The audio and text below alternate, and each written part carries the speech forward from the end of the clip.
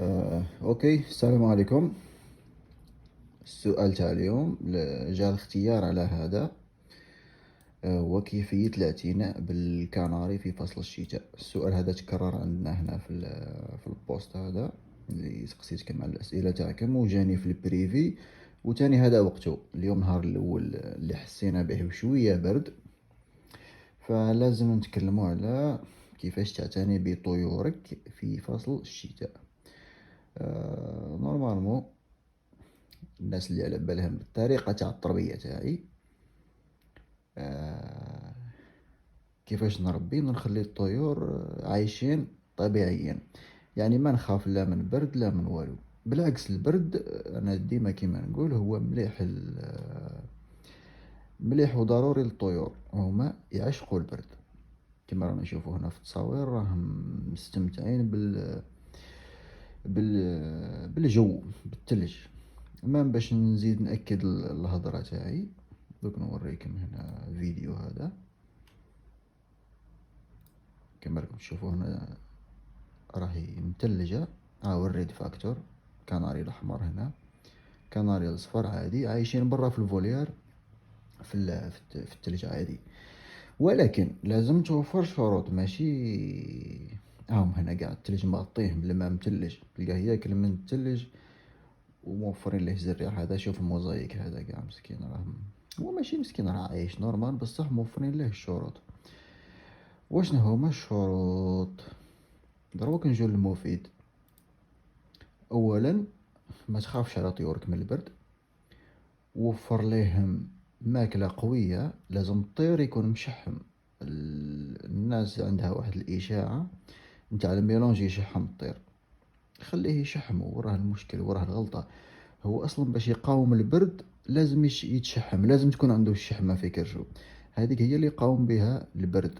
هذاك راه ريزيرف. الشحمة ماهيش حاجة كما نقولوا حاجة عيب ولا حاجة مش مليحة.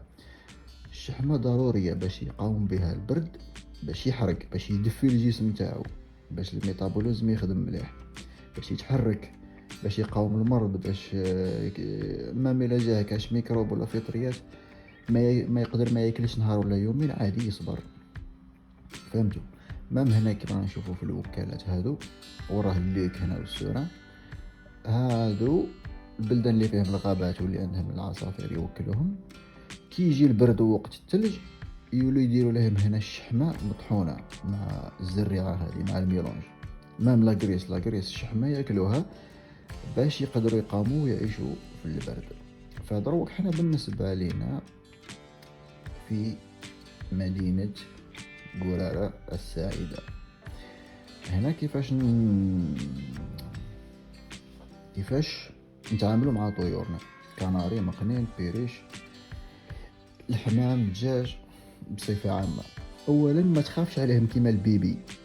كاين اللي ما يشعل لهم الشوفاج، هو مرض روحه بالشوفاج بالسخانة، انت مرض روحك دبر راسك.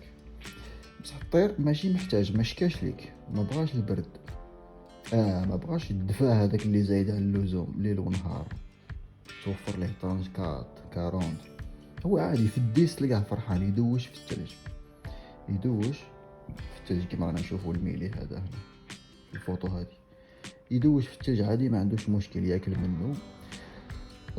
وزيد تاني، ما لازمش كي يكون البرد تخرجهم تسمع الفيديو هذا روطار، سيرتو الناس اللي تسمعوا روطار من الجونفي ولا من ديسمبر فيفري، يسمع الفيديو يخرج طيورو الإصراحة مليه المرض يموتوا بالبرد. لازم من دروك يبدا يتكليماتيزا، تعلقوا في الحوش ولا في التقانيط في الباروداج، والمهم بلاصة مفتوحة باش يصحى مع الشمس ويرقد مع الشمس، وهكا يوالف الجو بالعقل، يدخل عليه البرد بالتدريج. هنا في هذه الحالة ما يصرى به والو.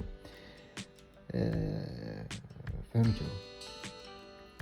تاني قلنا بالنسبة للماكلة، كما نشوفوا هذا راه مبولي هنا، هذا راه بيه كاش مرض، بصح اذا كان الكور تاعو عامر مليح، الصدر عامر، الاستوما عامر، ما يصرى به والو. قلنا بالنسبة للتغذية توفر لهم ميلونج مليح، توفر لهم البروتين اللي هو البيض، دائما ننصح اللي ماش قادر يوفر البيض يوفر البيض المجفف اللي هو الباتي مخلط بالعسل. هذاك بروتين قوي، توفر لهم حبوب النيجر، البيريلا، عباد الشمس اذا كان بغاوه لك معليش. المهم هادو كامل مصادر تاع بروتين مليحه.